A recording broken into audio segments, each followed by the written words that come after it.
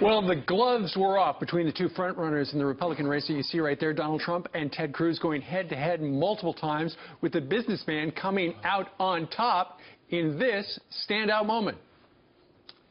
Everyone understands that the values in New York City are socially liberal or pro-abortion or pro-gay marriage, focused around money and the media. When the World Trade Center came down, I saw something that no place on earth could have handled more beautifully, more humanely than New York. And we rebuilt downtown Manhattan, and everybody in the world watched, and everybody in the world loved New York and loved New Yorkers. And I have to tell you, that was a very insulting statement that Ted made.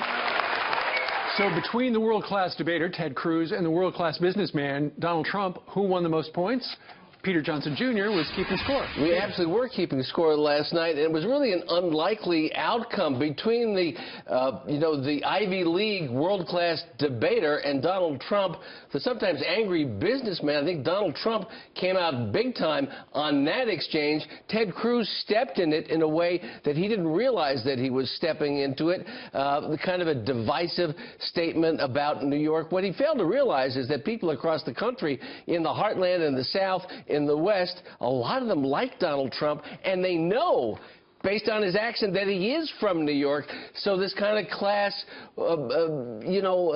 regional warfare thing didn't work out at all for Ted Cruz, at all. Speaking of Ted Cruz, there was a question that it's been in the news a lot. Maria asked him, and he accused her of taking the New York Times hit job on him. But it's the fact that he admitted last night that apparently this loan he gave himself when he was running for election down in Texas of about $1 million, he forgot to report it to the Federal Election Commission. Well, he received a loan from Goldman Sachs, and he didn't, at the same time he was running, contemporaneously report it to the Federal Election Commission. Is this a big deal? It is a big deal, because he says, well, this is the typical New York Times things. And in that audience, and in a lot of audiences, you say, yeah, the New York Times is not fair, and obviously they haven't been fair to him or to Trump in the past.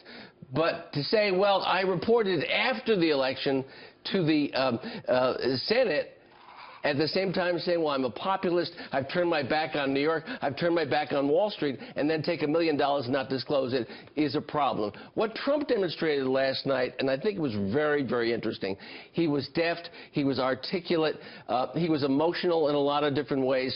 He made a statement at the end of the debate about being with construction workers who were crying, reacting to 10 Americans being held hostage by the Iranians, and that Americans should never again be on its knees.